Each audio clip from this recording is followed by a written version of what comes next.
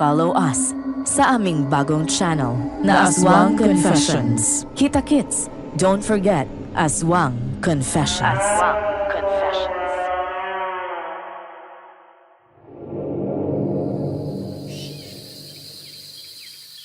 Tago ang kinalalagay natin ngayon. Pero hindi magtatagal ay matutunto na tayo ng mga Hapones. Mahihirapan na tayong magtago.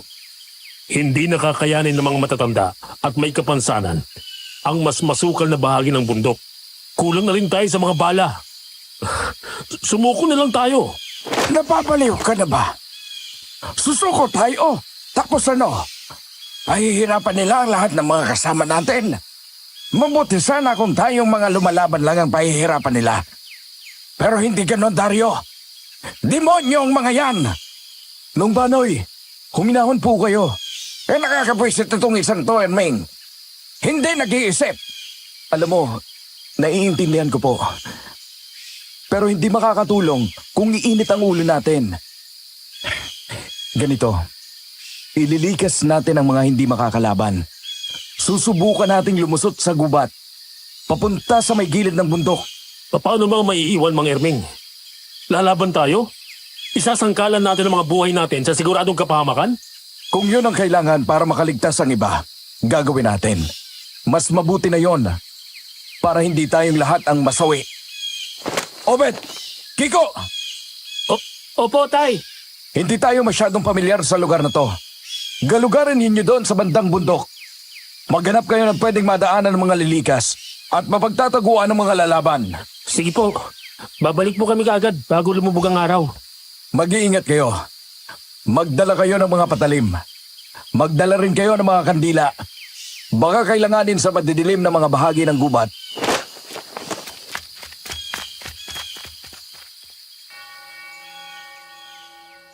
Kumusta si Tio Pangil?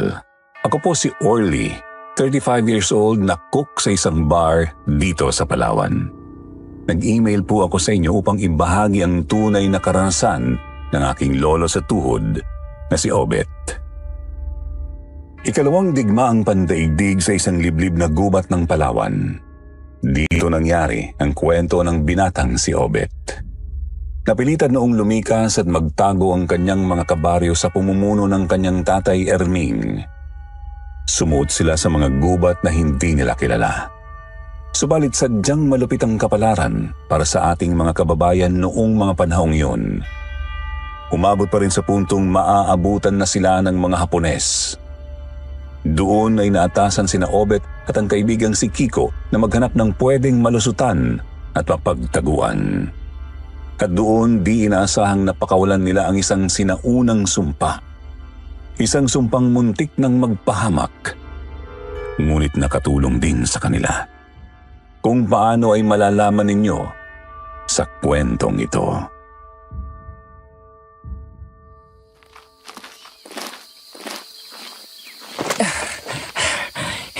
Magpahinga muna tayo rito, Obet. Pagod na ako eh. Yun nga eh. Ang mahalaga, marami na tayong nahanap ng mga mapagtataguang lugar. May nakita pa tayong pwedeng lusutan sa gilid ng bundok. Masukal pa rin pero pwede na yung tahakin ng mga kasama nating hirap pakagalaw. Oh, hetong saging. Kumain muna tayo. Salamat, Kiko ah. Maganda yung nakita nating halamanan kanina. Pwede rin magtago para magsagawa ng biglaang pag-atake. Oo nga eh. Makapal ang mga halaman at damo. Tapos may malalaking bato at puno. Pero maghanap pa tayo. Baka may mas maganda pang pwesto. Teka. Ano yun? Butas? Ha? Anong butas? Saan? Doon. Tignan mo doon oh. Sa may paanan ng Nara. Doon sa may bato. Oo nga. May butas nga. At nasa ilalim ng bato. Ano? Tignan natin? Anong gusto mong gawin natin? Buhatin natin paalis yung bato? Ang laki-laki niyan. Tapos baka ordinaryong butas lang pala yan na gawa ng kung anong mga hayop o ulan. Titignan lang naman natin eh. Malay mo, magandang pwesto pala yan. Kung sa bagay. Sige, tara.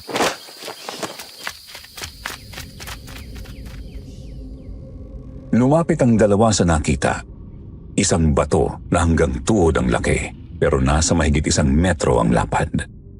Nakahiga iyon sa paanan ng isang nara. Sa ilalim ng bato ay may butas sa matigas na lupa. Kasya ang ulo ng tao pero halatang mas malaki pa ang butas na yan. Natatakpan lang ng bato. Mukhang lumaki lang din niyang butas dahil dinaanan ng mga ligaw na hayop.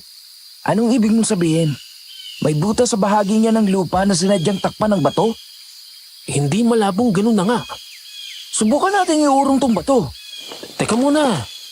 Suriin muna natin ang butas.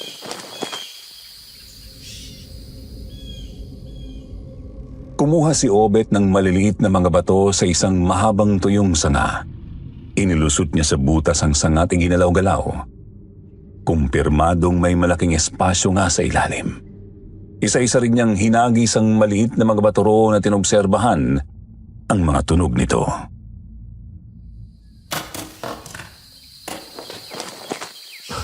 Ngayon sigurado na ako.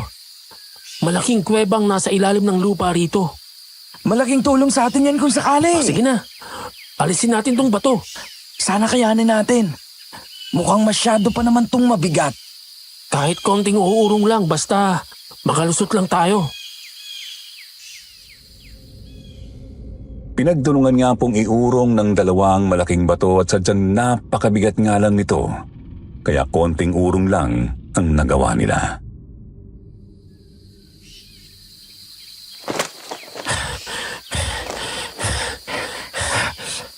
Ayos na to. Makakalusot na tayo rito. Ihanda mo kandila mo. Napakadilim sa loob. Silipin muna natin. Sinindihan ni Kiko ang dala niyang kandila. Pagkatapos ay sumilip ang dalawa sa butas sa lupa.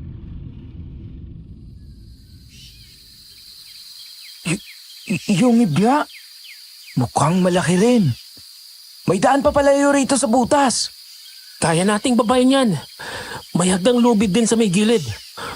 Mukhang ginagamit yata ito ng mga sinaunang tao ah. Pasukin natin. Tingnan natin kung ano meron sa loob. Sige, pero mag-ingat tayo ah. Baka may ahas o kung anong ligaw na hayop. Mahirap nang malason.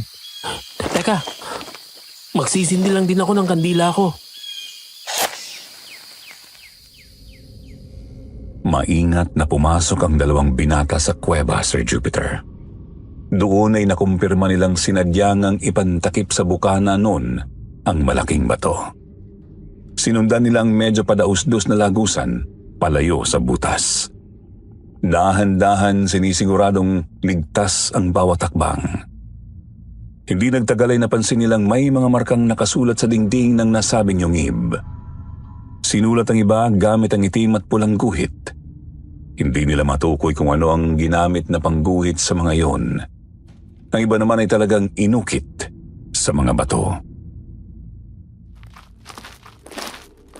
Anong mga letra ba to?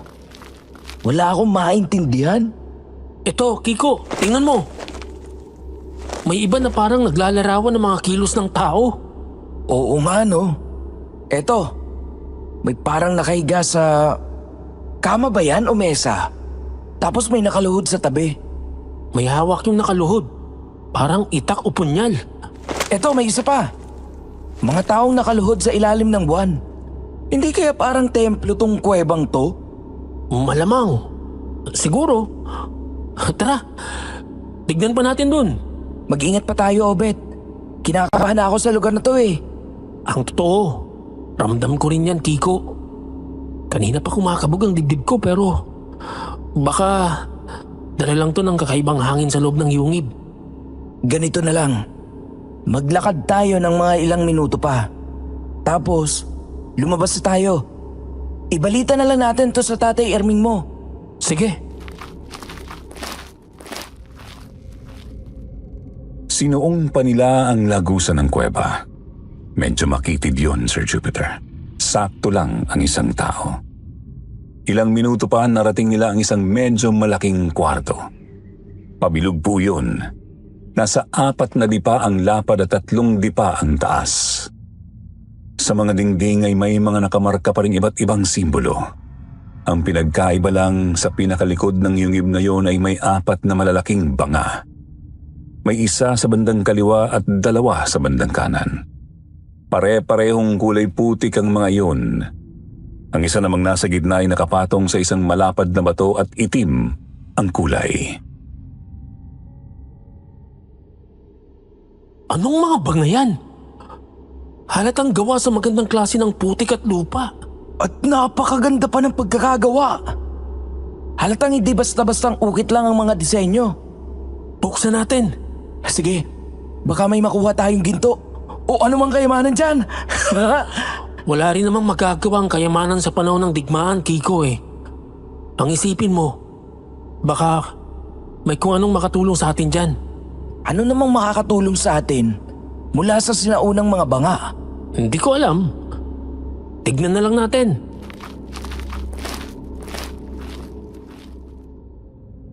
Nilapitan nila ang 2 sa may bandang kanan. Binuksan nila ang isa at nagulantang sila sa nadiskubre.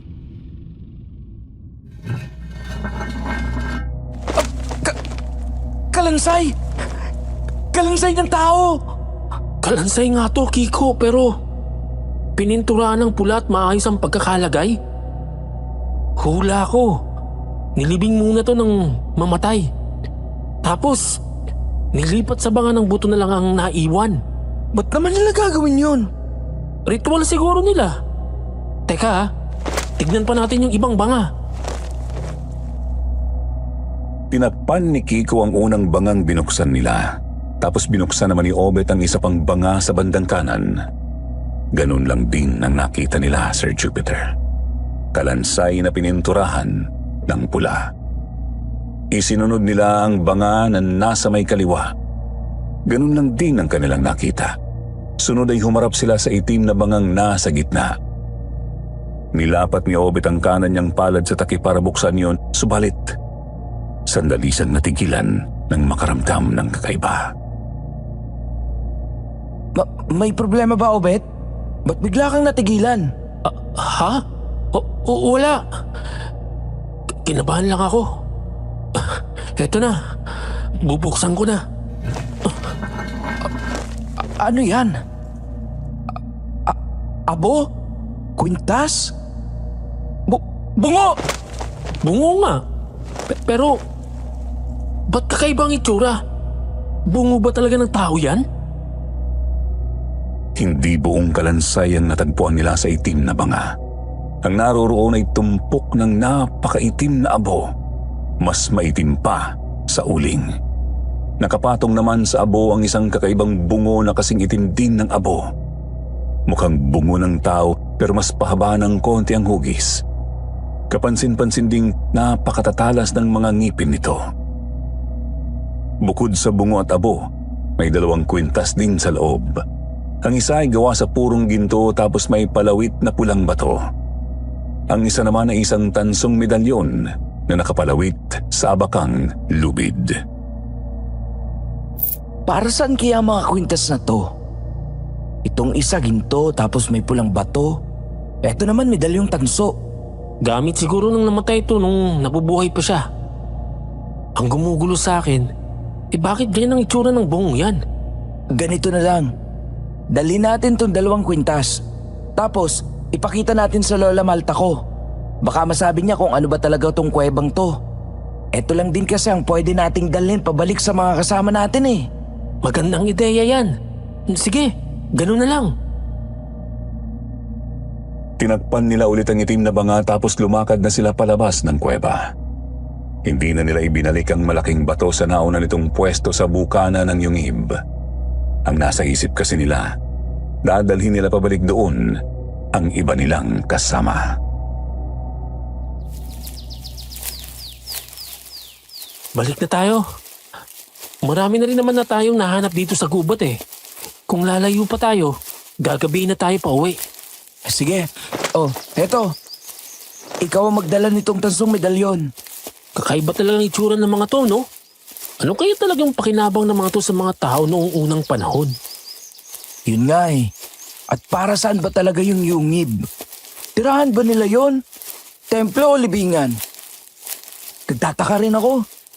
Sa dami kasi ng markang nakita natin, yung medalyon lang ang may nakaukit na araw. Baka nga importante ito sa kanila. Maganda nga ipangita to kay Lola Malta. Bilisan natin. Mabuti nang malaman agad ni Namang Erming ang tungkol sa kuweba. Baka matignan pa nila yon bago lumubog ang araw.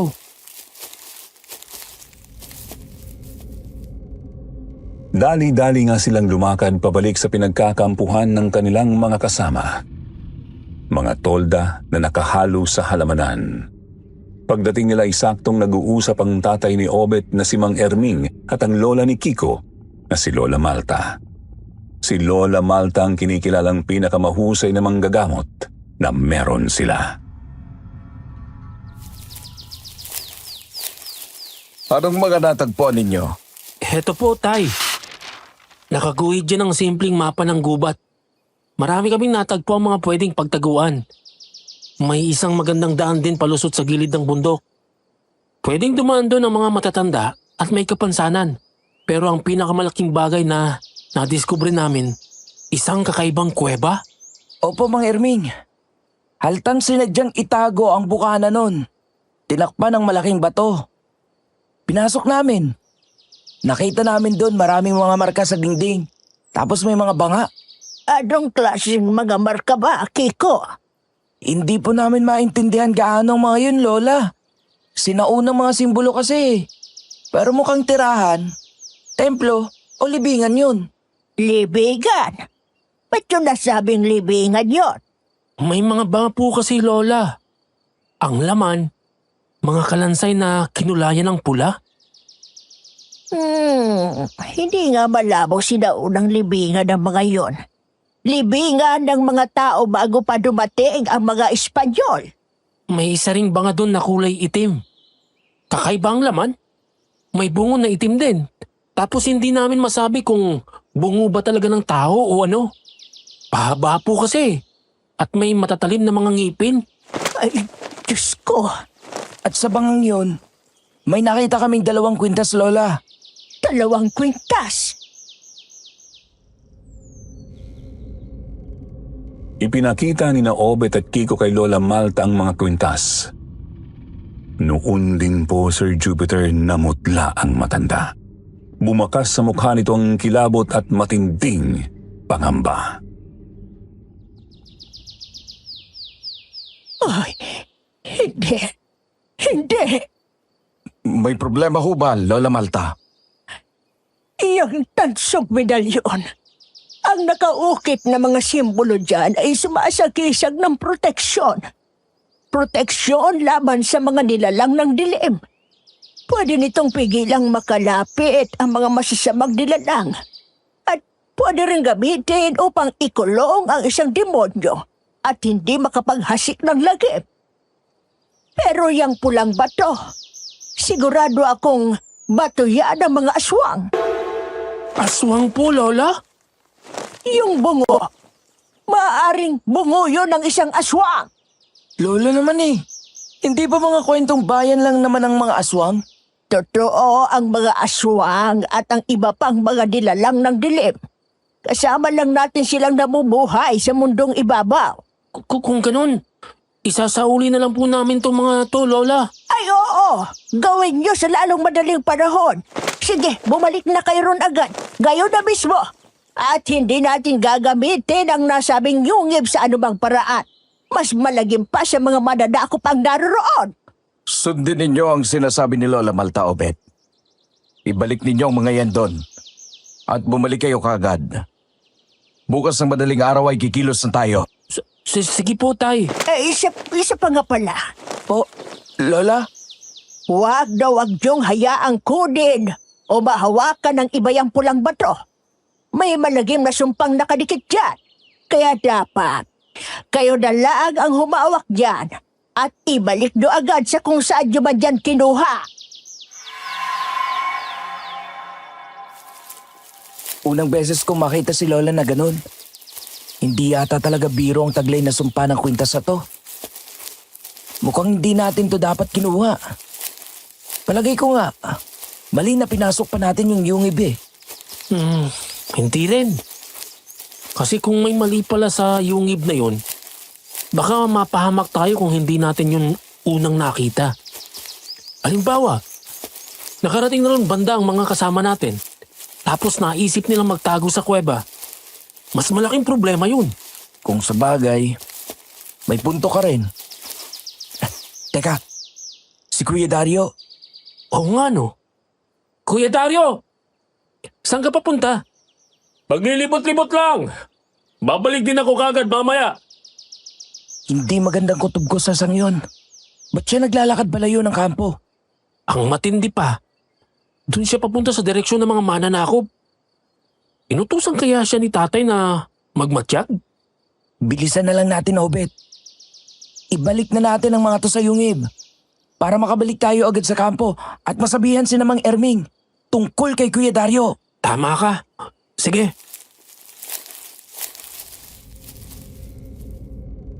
Nagpatuloy ang magkaibigan sa pagtahak sa gubat.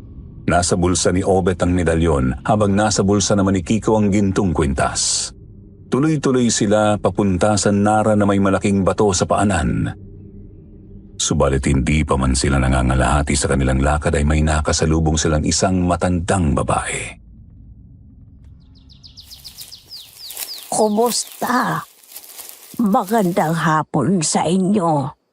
Magandang hapon po, Lola. Ba't kayo nandito sa gitna ng gubat? May baryo po ba malapit dito? Nako, wala.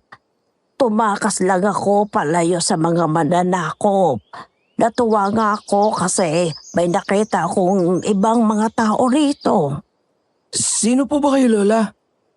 Tsaka, mag-isa lang po kayo? Nasaan ang mga kamag-anak ninyo? Imay ang pangalan ko. Mag-isa lang ako. Wala nang asawa at mga anak ko. Kahit mga apo ko ay nawalay na rin sa akin.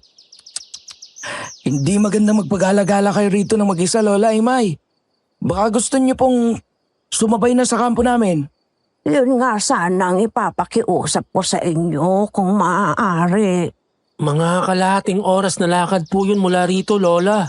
Sundan niyo lang po yung daan na nagawa sa mga halamang tinumba namin. Maraming salamat sa inyo kung ganon. Tatanawin ko itong napakalaking utang na loob. Nako, wala ho yun, Lola. Tayo-tayo na lang din naman ang magtutulungan eh. Yun nga lang po. May kailangan pa kaming puntahan. Pwede na kayong mauna ron sa kampo. O di naman kaya, maghintay kayo rito. Mabilis lang naman po kami. Mauuna lang ako mga iho. Pero bago yon, maaari ka bang lumapit muna sa akin sandali? Ako po? Bakit po? May kailangan po ba kayo? Meron. Ito, Anong gagawin nyo? Huwag niyong kukunin yan! Anong nangyayari? Umamin ka! Sino ka? akin na! Akin na ang bato! Nagulantang ang dalawa sa nangyari, Sir Jupiter. Bigla na lang kasing hinawakan ng matanda ang isang braso ni Kiko tapos sapilitan nitong isinuot ang isa pang kamay sa bulsa ng binata. Noon din po ay napansin ni Obet na nanlalaki at namumula ang mga mata ng matanda. Lumapad din ng husto ang bunganga nito habang tumatawa. Lapad na hindi na pang tao. Sino ka? Bitiwan mong kaibigan ko! Nakakainis! Hindi ako makagalaw! Ang braso ko! Eto na! Akin ka na! Sa wakas! Hindi mo makukuha yan! Hetong sa'yo! Buwisit kang bata ka! Buwisit ka! Noong binubunot na ng kakaibang matandang kwintas mula sa bulsa ni Kiko ay may naalala si Obet. Naisip niya ang sinabi ni Lola Malta tungkol sa medalyong tanso. Kaya naman mabilis niya itong kinuha sa kanyang bulsa at biglang isinampal sa matanda. Tinamaan po ito sa may pisngi. Namanghang magkaibigan nang bigla na lang umusok ng kulay itim ang balat ng babae. Naglirin itong nabitiwan si Kiko. Napatras ng ilang hakbang at namilipit sa sakit. Tumalab? Totoo nga. Pamproteksyon ng medalyang yan. Mga hangal! Ang akala ninyo ba? Mapipigilan ako ng lintik na medalyong yan? Nagkakamali kayo! Nagkakamali kayo! Magbabayad kayo! Hindi! Aswang! Tumakbo na tayo, Kiko! Takbo! Hindi kayo makakatakas! Akin ang bato! Obet! Saan tayo? Doon tayo sa mas masukal na bahagi para hindi niya tayo basta masundan! Andiyan na siya! Bilisan mo, Kiko! Bilisan mo! Sumuot ang dalawa sa mas masukal na bahagi ng gubat. Mas matataas ang mga damo at halaman. Tapos mas malalaki at magkakadikit ang mga puno.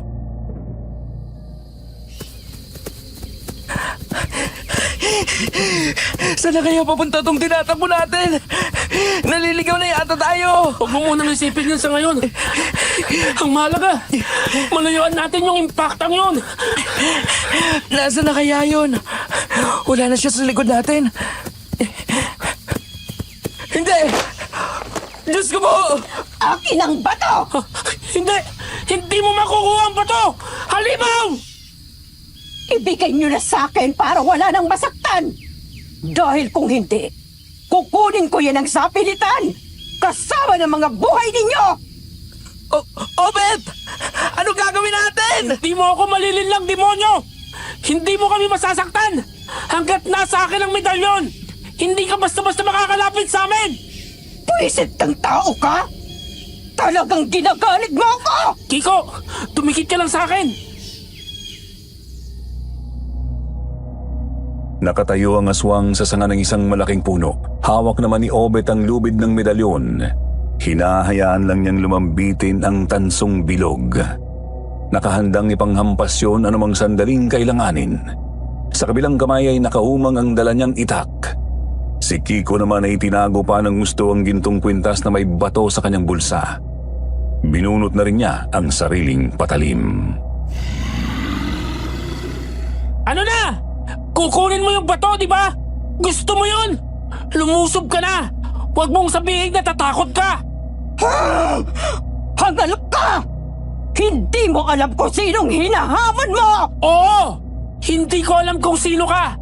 Pero sigurado akong isa kang halimaw! Demonyo! Impact ang duwag! Nakakainis ka na! Pinapainit mo talagang ulo ko! Ngayon, makikita mong hinahanap mo! Lumundag! Obet nilag! Biglang lumundag ang halimaw papunta sa magkaibigan.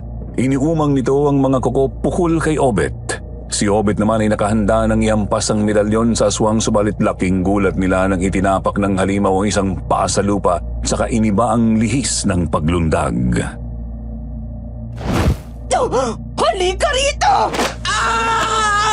Bitiwan mo ako! Bitiwan mo ako! Halimaw ka! Kiko! Hindi! Biglang hinablot ng aswang si Kiko sa pamamagitan ng balikat. Dinagit niya ang binata papunta sa malapit na halamanan. Taranta namang tumakbo papunta sa kanila si Obet. Kitang-kita niyang nakaamba na ang mga kuko ng halimaw sa kanyang kaibigan. Itigil mo yan! Layuan mo ang kaibigan ko! Wag! Ano yun? Pana? Tumama sa likod ng aswang? Layuan mo ang taong yan! Kung hindi, tatamaan ka pa ulit sa akin! Sino ang babaeng yan? Nakakainis! Isa ka pang asungot! Lumundag ang aswang sa isa pang makapal na sanga. Pagkatapos ay nagpalipat-lipat pa ito sa mga puno hanggang sa makalayo. Doon na lumapit si Obet sa kanyang kaibigan. Lumapit din ang babaeng may dalang pana at may kasama rin itong isa pang dalaga. Kiko! Kiko! Ayos ka lang? Sugatan ka. Ayos lang ako, Obet. Medyo masakit lang balikat ko pero ayos lang ako.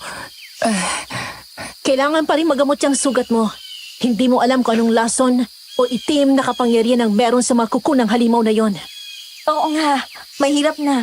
Baka mahawaan ka pa ng pag-aswang. Maraming salamat sa pagtulong niyo sa amin. Pero, sino ba kayo? Ako si Mutya. Ito naman ang ate ko, si Bulawan. Narinig kasi namin ang ingay ng habulan niyo kanina. Kaya pinuntahan namin kayo. Mabuti na lang talaga at sumaktong dating namin. Dahil kung hindi, baka na paano na yung kaibigan mo. Yun nga eh. Salamat talaga sa inyo at buhay pa ako. Sumama kayo sa amin. Gagamutin ko yung sugat mo. Ha? Pasensya na pero nagmamadali ka. Madali kayong mamatay? Naisip mo naman sigurong malamang. Nag-aabang lang yung halimaw na yun sa inyo, di ba? Mukhang may kung anong pakay siya sa inyo eh. Sige na, wag na kayong mahiya. Ilang minutong lakad na lang naman mula ritong tirahan namin. Sige.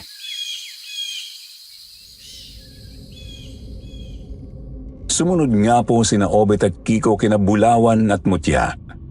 Agad napansin ng dalawang binata na may kakaiba sa mga dilag. Napakahaba ng kanilang mga buhok, abot hanggang sa bewang. Balingkinitan din ang kanilang mga katawan. Parehong morena, ngunit lutang ang kagandahan, lalo na ang kanilang mga mata.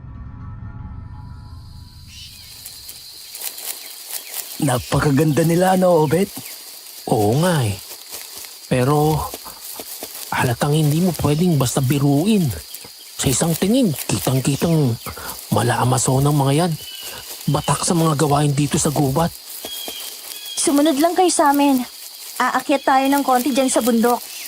Naroon ang bahay namin. Padilim na, kaya kailangan nating magmadali. Sige. Susunod lang kami sa inyo. Tara na, Kiko. Bilisan na natin. Umakyat nga po sila sa may bundok, Sir Jupiter. Mas naging masukal pa ang bahaging yun. Talagang mahirap nang sumuot, lalo kung hindi ka sanay. Idagdag pang palubog na ang araw nung mga oras na yun.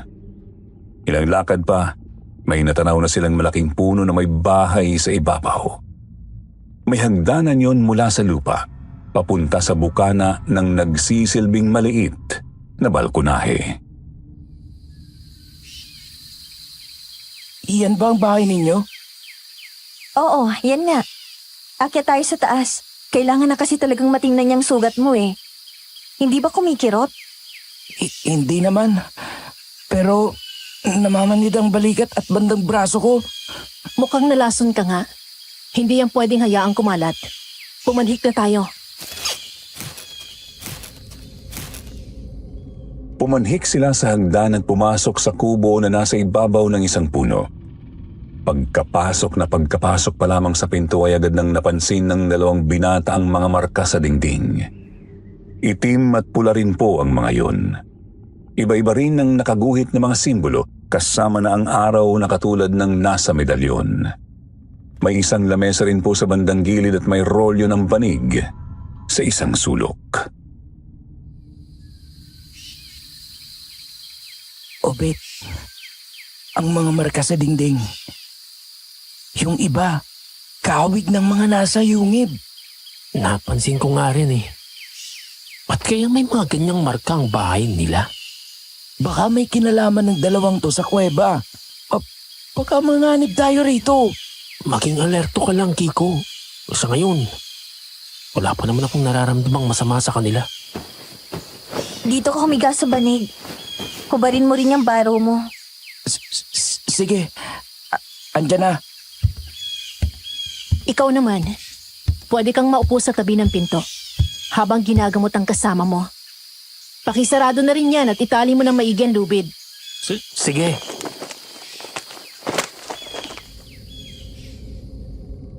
Sinunod ng dalawa ang sinabi ng mga dalaga. Hinubad ni Kiko ang kanyang baro at humigasa sa banig. Si Obet naman ay sinaradong maigi ang pinto ng kubo at saka sa umupo sa tabi nun. Iniligid pa niyang paningin sa saradong kubo habang ginagamot ni Bulawan ang kaibigan. Pinainom niya ng halamang gamot si Kiko at nilapatan din ng lunas ang mismong kalmot ng aswang. Aray! Masyadong mahapdi! Aray! Tisin mo lang. Lalabanan ng gamot ang lason sa katawan mo. Mas mahapdi pa sa sukaw ang kalamansi yan eh. Ano nga palang mga pangalan nyo? Ha? Obet. Obet ang pangalan ko. Yung kasama ko naman, si Kiko. Kasama kami sa kampo ng mga tao na tumatakas mula sa mga mananakop. Mukhang parating na talaga sila rito sa gubat. Kailangan na yata nating lumipat, ate. Alam mong hindi pwede yon. Hindi tayo pwedeng basta na lang umalis dito. Mawalang galang na ha. Pero, ba't hindi kayo pwedeng umalis dito? Anumang oras pwede kayong manganib. Pwede naman kayong sumabay sa amin eh. Maghahanap kami ng ligtas na mapagtataguan. Oo, hindi pa rin siguradong hindi kami mahahabol at mauubos ng mga Hapones pero mas mapapataas noon ang pag-asa na hindi kami lahat ang masasawi. Napansin ni Obet na nagkatinginan ng makahulugan ng dalawang dalaga. Nag-uusap ang kanilang mga mata. Pagkatapos ay tumango ang nakatatandang kapatid. Pumikit at bumuntong hininga.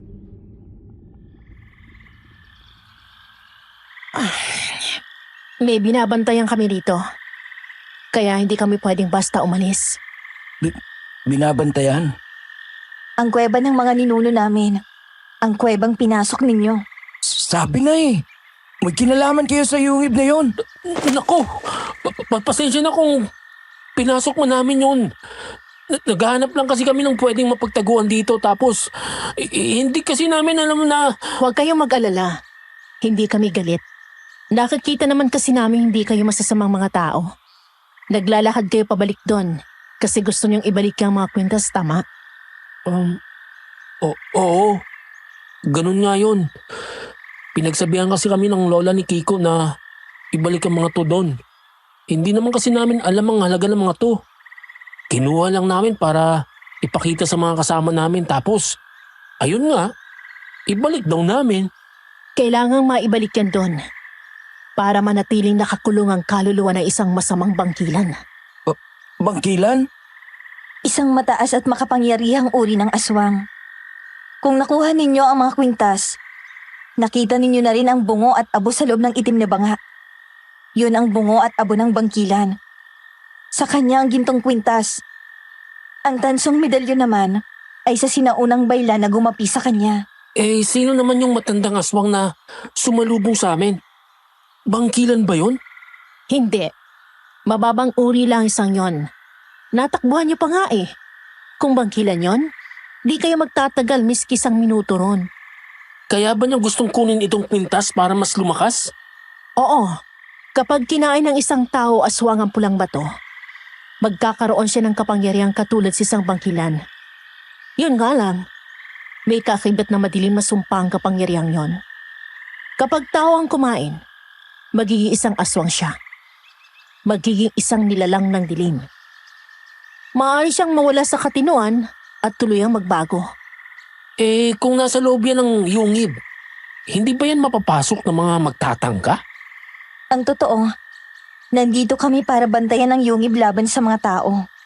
Tao lang kasi ang maaari makapasok doon. Kung aswang kasi, hindi makakapasok doon. Balot ng iba't ibang mga dasal ang lugar na yon. Walang sino mang alagad ng dilim ang makakapasok doon. Di nga lang namin inakalang may tao ngayon na papasok sa kuweba. Matagal na kasing nanatiling tago at tahimik ang sinaunang libingan. Nagkamali kami. Masyado kami nakampante. Naku, hindi. Wala kayong kasalanan. Kami ang nagkamali.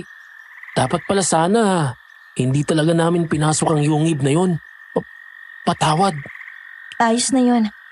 Ang mahalaga, ibabalik ninyo naman ang kinuha nyo. Oo nga pala, Bulawan. Tapos mo na bang gamutin si Kiko? Pwede na ba kaming bumalik sa kampo namin? Dumilim na nga kasi, siguradong hinahanap na kami ron. Oo, tapos ko na siyang gamutin, pero di pa kayo pwedeng umalis. Bakit naman? Nasa labas sa matandang aswang. Inaabangan kayo. Ano? Huwag ka namang manakot ng ganyan. Totoo. Nasa labas ang aswang. Nararamdaman namin. Anong gagawin natin? May tutulong ba kami para maitaboy ang isang yan? Huwag kayong mataranta. Hindi siya basta makakapasok dito sa bahay. Balot ng pangontra to pati na ang kinatutungtong ng puno. Pero kung sakali man, gamitin nyo yung mga itak nyo. Basta, tatagan nyo lang ang mga sarili nyo. Malamang nagagawa ng paraan ng isang yan para mapalabas tayo. Mananakot yan ang gusto. Hindi ba kayo natatakot? Alam mo kanina ka pa Gwapo ka sana, kaso matatakutin. Aray ko naman. Nagtatanong lang naman ako. Sanay na kami sa mga ganyang nilalang. Ang totoo, hindi lang naman iisang aswang dito sa gubat na to. Marami sila. Alam kong naririyan kayong dalawa sa loob! Lumabas kayo rito at ibigay nyo sa akin ang bato! Ayan ang habang sinasabi namin Ikaw, Obet, di ba? Oo, bakit? Sindakin mo ang halimaw na yan. Bulyawan mo. Ipakita mong hindi tayo natatakot sa kanya. Yun ba talagang dapat na gawin? Oo. Nararamdaman ng mga aswang ang takot sa kalooban ng mga tao. Lumalakas ang loob nila doon. Kaya kailangan natin ipakita na hindi ka natatakot sa kanila. Sige, naiintindihan ko. Eto na. Ano na? Kapag hindi kayo tumugon, papasukin ko kayo dyan sa loob! Kukunin ko ang bato sa ayaw at sa gusto nyo! Hindi mo kami maluloko! Kung talagang kaya mong gawin yan, kanina mo pa kami dapat nilusob! Pero hindi mo ginawa! Hindi mo ginawa dahil wala kang silbing aswang! Hindi mo kami matatakot! Duwag! Buwisit ka talagang hangal ka! Kapag nahuli kita, una kong tatagpasin yung dila mo bago kita tapusin! Ayan na. Galit na siya. Sandaling natigilan si Obet nang makitang ngumiti si Bulawan, Sir Jupiter. Lalo kasing lumutang ang kagandahan nito, lalo na at may biloy pa ang dalaga sa magkabilang pisngi. May problema ba, Obet? Ha? Wala naman. Iniisip ko lang kung ligtas ba talaga tayo rito. Anong gagawin natin kung sakaling kailangan natin yung labanan? Akin ang mga itak nyo. Lalagyan ko ng mga pangontra. Iniabot ng mga binata ang kani-kanilang itak kay Bulawan. Pinahiran ng dalaga ng asin at kung anong langis ang mga patalim na yon. Pagkatapos ay binalik niya iyon kina Obet.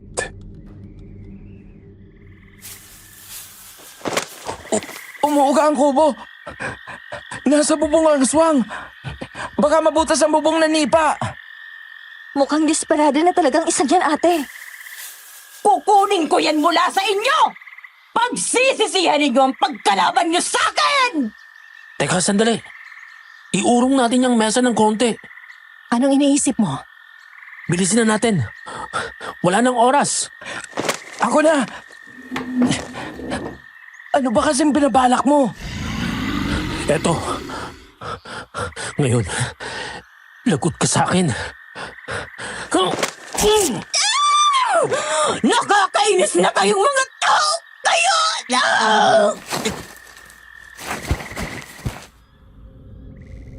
Lumusot ang matalas na itak sa nipang bubong. Tumulo mula roon ng itim at napakabahong dugo ng aswang, Sir Jupiter. Pagkatapos ay narinig na lamang nilang nalaglag ang halimaw tsaka tumahimik ang paligid.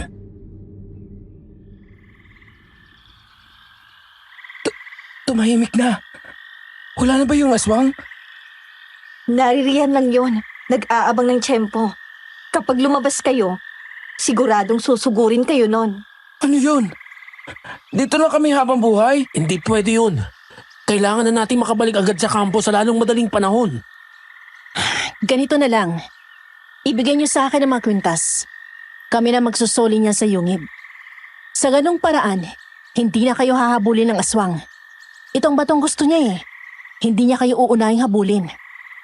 Gagawin mong paya ng sarili mo? Hindi naman ako makakapayag sa ganyan. Kami ang dapat magsauli niyan sa banga sa kuweba. Kami ang naglabas niyan eh. Sanay na kami sumagupa ng aswang, Opet. Hindi mo kami kailangang alalahanin ng husto. Hindi mo maiaalis sa amin na mag-alala. Oo na, sanay na kayo pero aswang pa rin yun. Demonyo pa rin yun, Bulawan. Uunahin mo tong problemang to? Kaysa ang balikan ng mga kasama niyo? Hindi naman sa ganun. Sige na, bumalik na kayo ron. Kami nang bahala sa mga kwintas.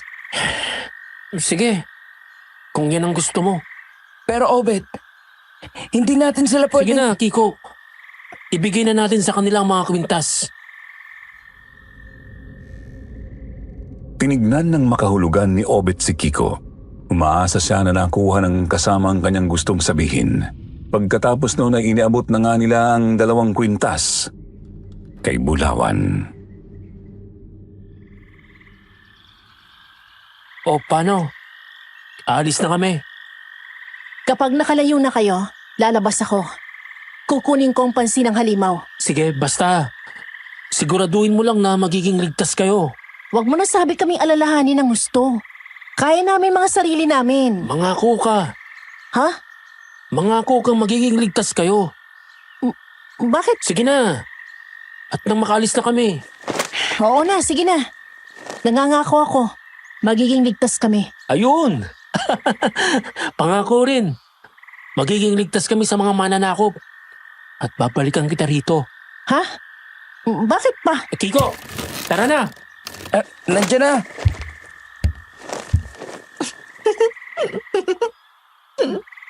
Anong iningiti-ngiti mo dyan? Namumulang pisngi mo, ate, oh. Ako tigil-tigilan mo ha, Mutya.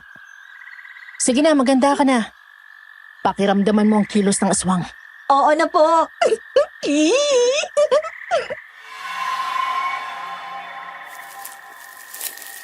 Kumusta na ang braso at balikat mo, Kiko? Hindi na namamanhid. Mukhang ayos ang pagkakagamot ni Bulawan. Ang galing ng napupusguan mong dilaga. Sira ulo. Ito mong pansin mo sa paligid kung ano-ano pang iniisip mo. Kaluskos. Mukhang andyan na siya, Obet. Naririto na nga ako. Mabuti naman at naisipan nyo nang lumabas sa lintik na kubong yon. Ngayon, nasaan ang bato? Mukhang mahinang aswang ka nga talaga. Hindi na ako magpapabuyo sa inyo. Hindi nyo na ako malilinlang. Nasaan na ang bato? Sabihin ninyo na at nang hindi na tayo matagalan pa rito. Makiramdam ka.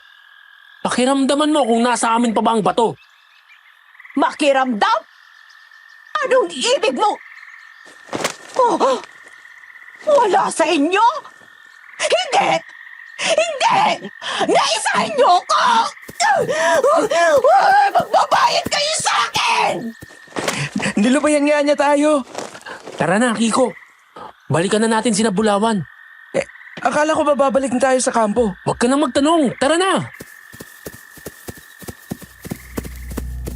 Dali-dali ngunit tahimik na sinundan ni Obet ang aswang. Tuloy-tuloy itong tumakbo pabalik sa punong may kubo sa tuktok. Subalit natanaw ng halimaw na nasa unahan na sina Bulawan at Mutya. Kaya naman dire-diretso sang tumakbo para habulin ng mga yun. Natanaw din ni Obet na kapo may bit-bit na mga kawayang pana ang magkapatid na dalaga. Mutya! Bilisan mo! Andiyan na siya! Ibigay niyo sa akin ang pulang bato! Akin na yan! Hindi mo makukuha to! Demonyo! Akin na yan! Ate! Hetong saya! Halos tumigil ang paghinga ni Obet nang makitang lumundag ang aswang papunta kay Bulawan. Mabuti na lang at mabilis na nakakilos ang dalaga. Nagawa niyang makapagtarap ng isang kawayang palaso sa hita ng halimaw. Akin na yan! Ibigay mo sa akin ang batong yan! Lumayas ka ng halimaw ka! Bitiwan mong kapatid ka! Huwag kang pakialam, Mera! Sugatan man ay pilit hinawakan ng halimaw ang isang braso ni Bulawan. Nung sasaksakin na sana siya ni Mutya, nagawa naman niyang makalmot ang nakababatang dalaga gamit ang isa pa niyang kamay. Doon ay kitang-kitang desperada na po talaga ang aswang Sir Jupiter. Kapwa balot ng pangontra ang magkapatid. Si Bulawan nga ay hawak din ng tansong medalyon, kaya naman umuusok ang palad ng halimaw habang hawak ang nakatatandang kapatid. Subalit pilit tinitiis ng halimaw ang mga pinsalang kanyang tinatamo.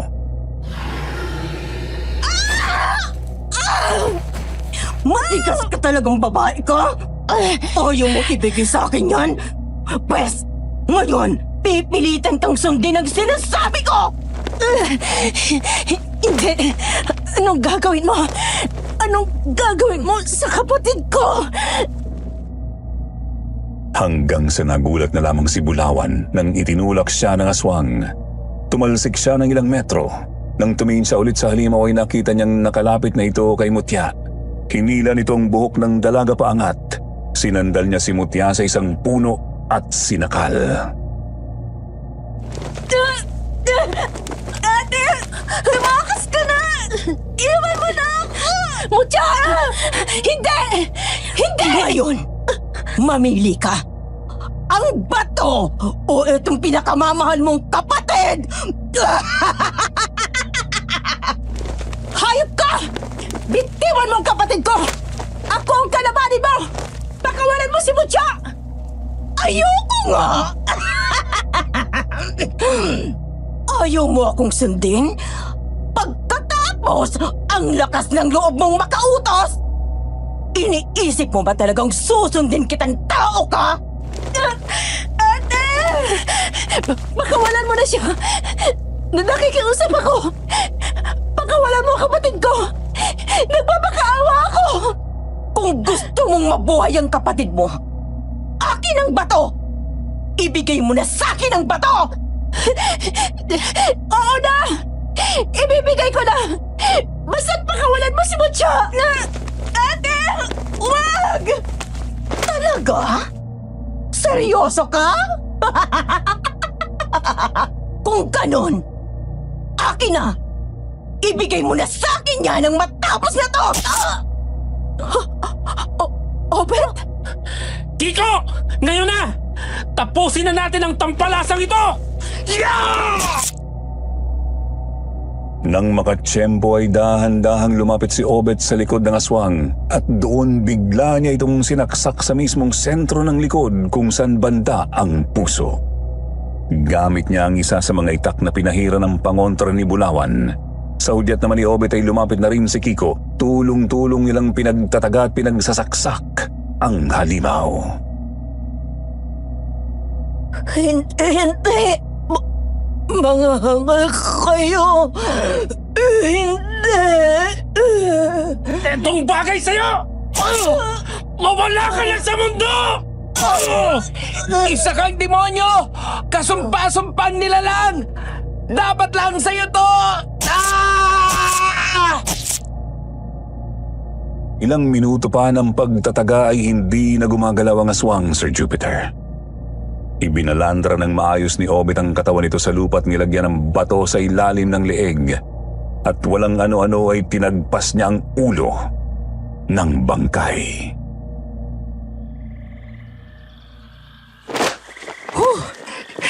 Natapos din. Ang tindi na. Kala ko talaga mararamdaman niya tayo ng papalapit. Ang mahalaga, tapos na siya. Bakit kayo bumalik? Di ba sinabi na ni ate sa inyo? Bumalik na kayo sa kampo nyo? Hindi kaya ng konsensya naming iwan na lang kayo ng basta. Bulawan? Pasensya? Di ba sinabi ko na sa inyo bumalik na kayo sa inyong kampo? Ba't bumalik pa kayo? Bulawan, ginusto naming bumalik. Ayaw naming iwan kayo. Yun lang yun. Alam naming delikado. Alam naming mapanganib, pero hindi namin gustong iwan kayo sa harap ng panganib na yun. Huwag mo na kaming alalahanin. Makakabalik pa naman kami sa kampo. Ang mahalaga, ligtas na si Mutya. Ligtas na kayo. Siraulo ka. Salamat. Maraming salamat, Obet. Akala ko mawawala na ang kapatid ko sa akin. Salamat talaga. Salamat. Nako, lagot ka, Obet. Pinaiyak mo ang ate ko. Kailangan mo ngayon siyang yakapin para tumahan. Ha? Baliw! Ako sasakal sa'yo eh.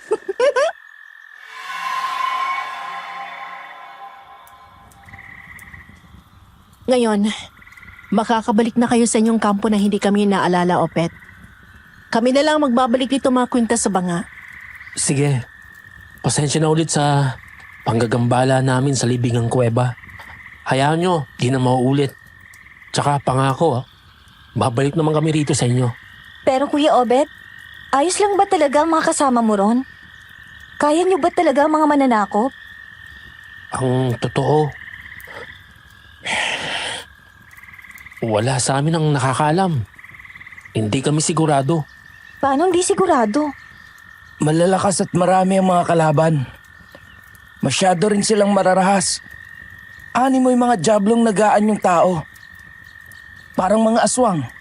Samantalang kami naman, konti lang. Karamihan pa, hindi kayang lumaban. Mga matatanda, bata. Tapos may kapansanan yung iba. Ang amin na lang talaga ngayon, makahanap ng paraan para mailikas sa mas ligtas na lugar ang mga di kayang lumaban. Kami namang nakakapalag pa ang susubok na lalaban. Paano kung hindi kayo makaligtas? Si Bathala na lang ang bahala. Magangako kang babalik kayo rito tapos hindi ka sigurado kung mabubuhay ba kayo ron? Hindi naman sa ganoon. Labo mong kausap eh. Lika na, Mutya. Punta na tayo sa kuweba. Ate naman! Bilisan mo na! Hoy, ate! Pagpasensyan mo na si ate ha, Kuya Obet. Ganun lang talaga yon. Naging bugnutin mula nang mamatay si nanay. Hindi niya maipahayag ng maayos ang kanyang damdamin. Sumpungin. Nako, ayos lang. Ayos lang yun, Mutya. Huwag kang mag-alala. Tsaka, pangako, babalik kami rito. Asahan ko yan ha. Mutya, ano ba? Andiyan na po! Sige, Kuya Obet ha. Mauna na kami. Paalam din po, Kuyang Gwapo. Labo naman ng dalawang yun. Pero ang galing ha. Nagganap lang tayo ng mapagtataguan at madadaan para lumikas. Tapos ibang yaman ang nahanap natin. Huwag muna nating masyadong isipin. Bumalik na tayo sa kampo. Siguradong umuusok ng ilong ni tatay ngayon. Nako, sigurado yan. Putok ng baril. Galing sa kampo. Tarantang tinakbo ni na Obet at Kiko ang masukal na gubat, Sir Jupiter. Kahit pagod na sila sa buong araw para bang nabanlawan ng pangamba ang kanilang mga katawang lupa. Tuloy-tuloy silang tumatakbo. Kulang na lang ay hilinging liparin ng hangin ang kanilang mga binti.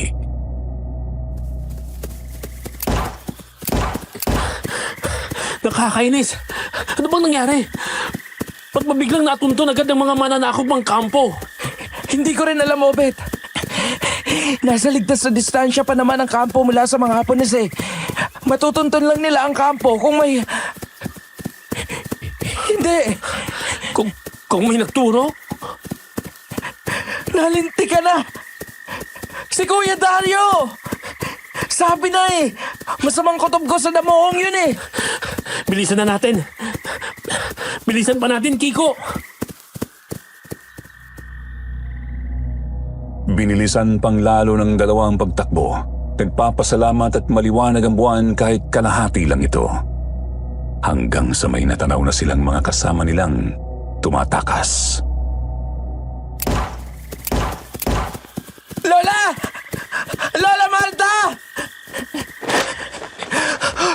Lola, ano po bang nangyari? Ba't natuntun tayo ng mga Hapones? May nag-trader sa kampo natin.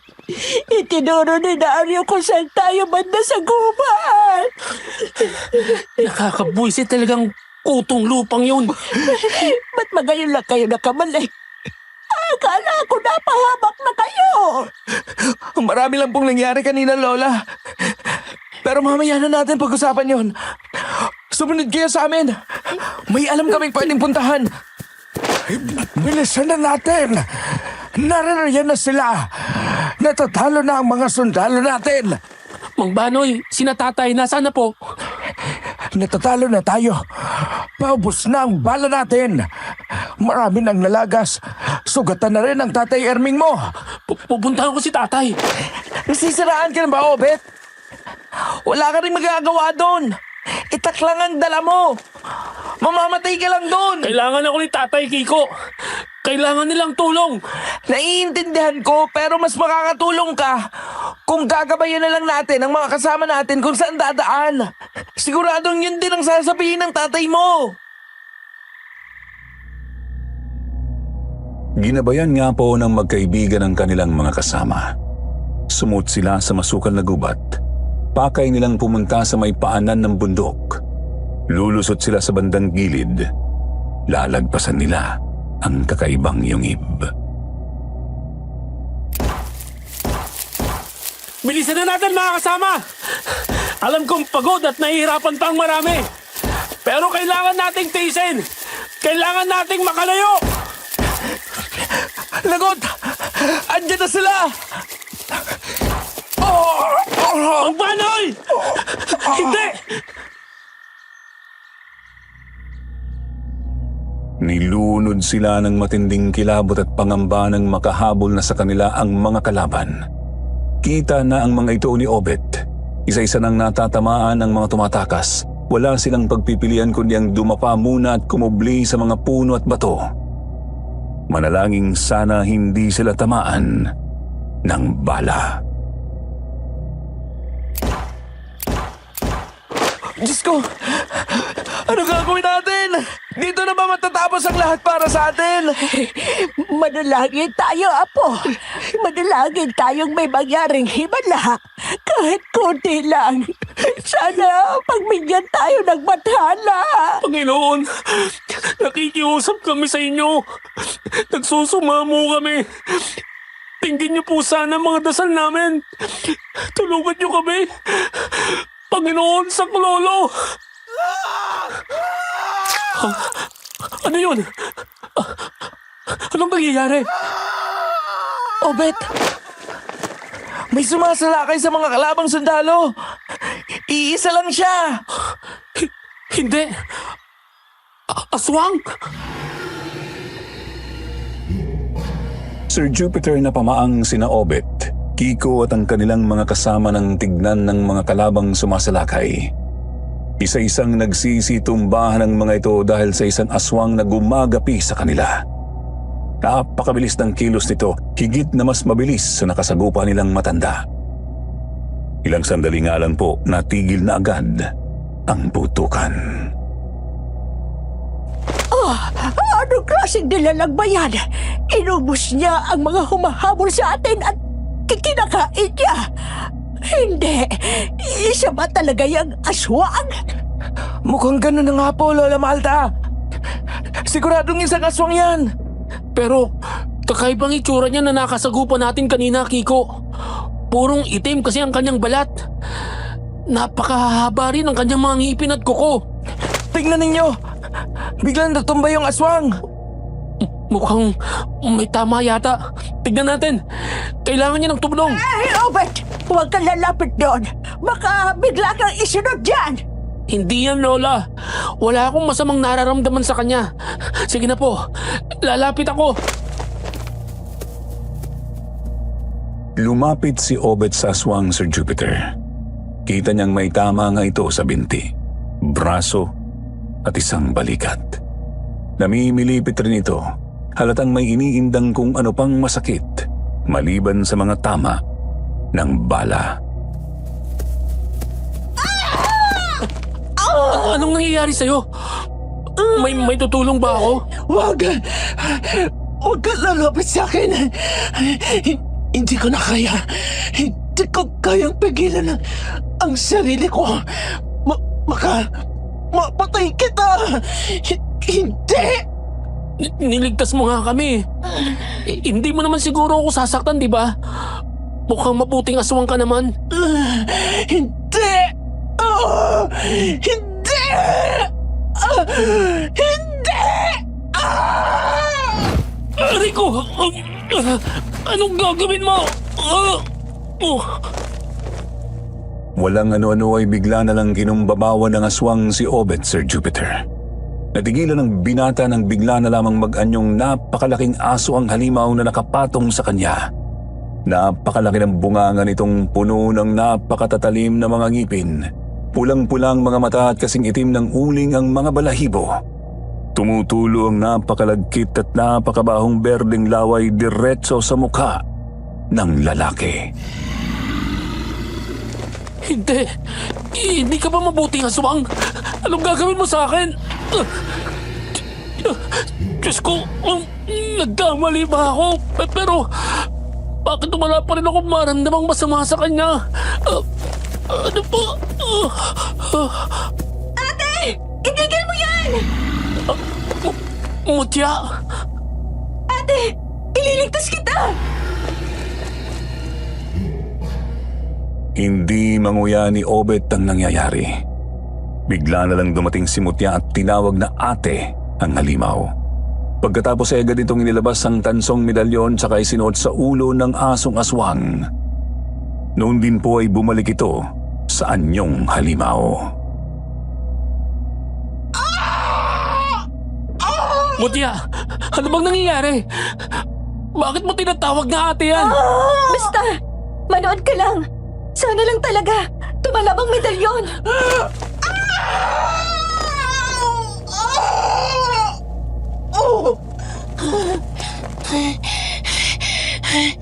Buti, umabot ka, Mutya. Bulawan? Ikaw? Ako nga. Obet. Bulawan! Bulawan! Nagulantang si Obet nang bigla na lang magbago ng anyo ang halimaw at naging si Bulawan. Wala itong kahit anong saplot at naliligo sa dugo dahil sa mga tama ng bala sa iba't ibang bahagi ng katawan. Nawalan ito ng malay. Aalalayan na sana ito ng binata nang bigla na lang nalaglag mula sa bunganga ng babae ang pulang bato. Pinulot yon ni Mutya, sakay kinabit ulit sa gintong kwintas. Pagkatapos ay pinaglingkis ng dalagang gintong kwintas at ang medalyon.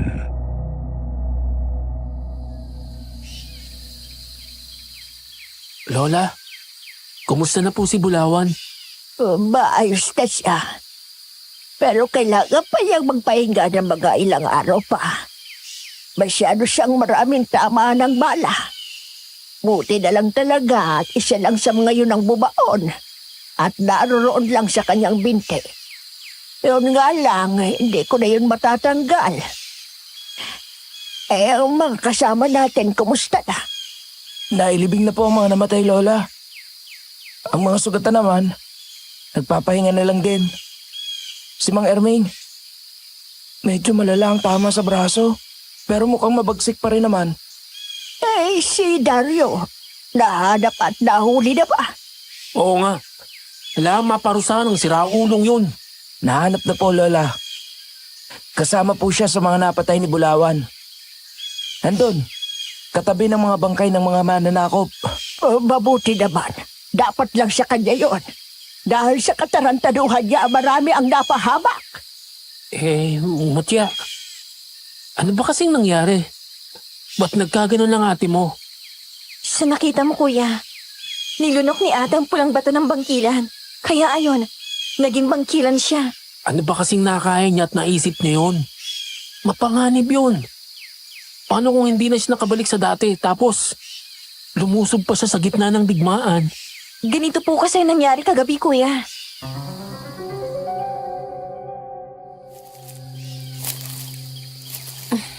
Ate, sandali. Nangiiwan ka naman eh. Bagal mo eh. Kala ko sasama ka na dun sa dalawa. Hindi naman. Tong ate ko talaga, napakamatampuhin. Intindihin mo lang ang kalagayan ni Kuya Obet, ate. Digmaan ang susuungin nila. Talagang walang kasiguraduhan ang buhay nila doon. Nakakainis na eh. Lahat na lang ng mga tao nawawala sa akin. Una si tatay, tapos si nanay. Ngayon naman, ewan! Ate, huminahon ka naman. Magtiwala ka kina Kuya Obet at kay Gwapo. Kaya nila yun. Hindi sila masasawi sa digmaan. Pasensya na sa inaasal ko Miski ako nga, hindi ko na makaintindihan sarili ko. Bakit napalapit agad ako sa kanila? Kanina pa lang naman natin sila nakatagpo. Ano yun? Putukan ng baril. Nasa panganib sila, Obet. Ate, wala tayong maitutulong sa kanila. Mga aswang lang ang kinakalaban natin. Wala tayong laban sa mga sundalong may baril. Meron. May magagawa pa ako. Bahala na. Anong binabalak mo? Ba't mo tinatanggal yung bato sa kwintas? Kung totoo ang bisa ng batong to, gagawin ko. Ate, hoy! Ginawa mo yun, ano ba? Aray! Ate! Ang medalyon. Isabit mo sa lig ko kapag kailangan. Ate! Heto na yun! Heto na!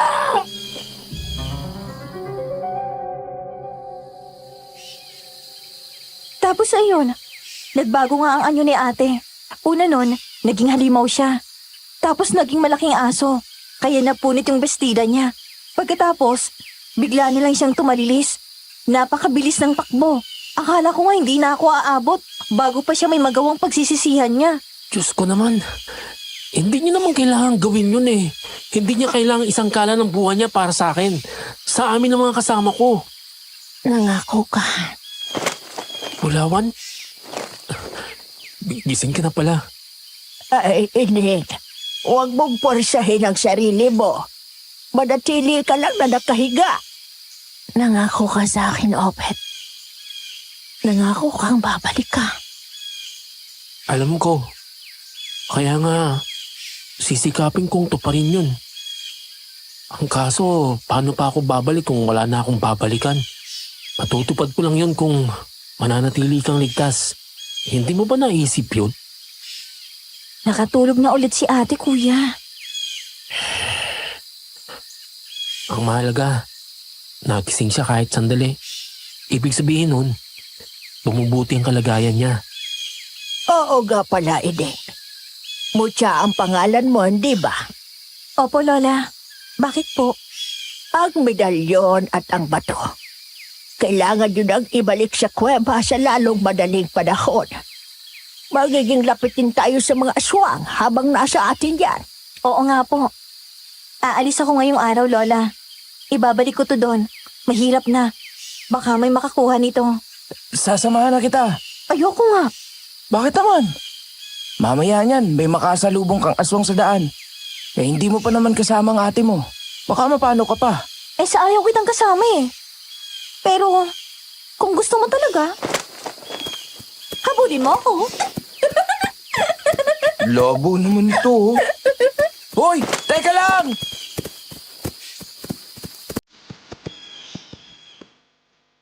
Ibinalik nga po ni Kiko at Mutya ang gintong kwintas at tansong medalyon sa banga na nasa yungib. Pagkatapos ay nagpatulong sila sa ilang kalalakihan para kumuha ng mas malalaking bato na panakip sa bungad ng yungib. Si Bulawan naman po ay nagising din ng tuluyan makalipas ang 4 na araw. Bagamat hindi na gumaling ang binti nitong may nakabaong bala. Nabutan ko pang buhay si Lola Bulawan kaya nakita ko pa ang binti niyang iyon. Sir Jupiter, hindi naging madali ang mga sumunod na araw. Linggo, buwan at taon para sa kanila. Tandaan po nating kalagitnaan ng ikalawang digmaang pandaigdig nangyari ang lahat. Kaya naman nagpatuloy sila sa pilit na pagtakas at pagtago palayo sa mga mananakop. Marami ang namatay. Sa kasamang palad ay kasama na roon ang tatay ni Obet, na si Erming. Si Lola Malta man ay bumigay na rin ng katawan sa matinding hirap sa gitna ng gubat. Si Kiko ay nabulag ang isang mata ng masabugan ng granada. Si Obet mismo ay muntik ding matuluyan ng minsang tamaan ng bala. sa sikmura. Mabuti na lang at natapos din ang bangungot na yon para sa ating mga kababayan noong dekada 40. Naging masaya rin ang pagsasama ng aking lolo at lola sa tuhod na sina Obet at Bulawan. Yun nga lang ay hindi pa roon natatapos ang pangingialam ng mga aswang sa kanilang buhay. Mga karanasan nilang ikukwento ko na lang sa inyo sa mga susunod na pagkakataon. Abuti talaga at maayos pa tong kubo nyo, no? Mahigit 3 taon ding naiwan to eh. Siyempre, matibay ang pagkakagawa nito ni tatay. Kailangan nga lang ng konting kumpuni para sigurado. Huwag kang mag-alala. Akong bahala ron. Tsaka, ayun. Heto na. Natupad ko ng pangako ko. Bumalik na ako rito sa inyo. Salamat talaga. Nagawa nating malagpasan ng digmaan. Salamat sa'yo. Kung hindi dahil sa ginawa mo, malamang naubos na kami ng mga Hapones. Noong gabing naging aswang ka. Maaari din naman tinuluyan na rin ako ng matandang aswang kung hindi ka nagpakangal at bumalik. Oo na, sige na. Huwag na natin pag-usapang masyado yun. Ilagay na lang natin sa mga puso natin ang unang gabi ng pagkikita natin. Ha? Hindi. May problema, mahal ko? Kumanda ka, Obet. May aswang. Papalapit siya rito sa kubo natin. Anong sabi mo?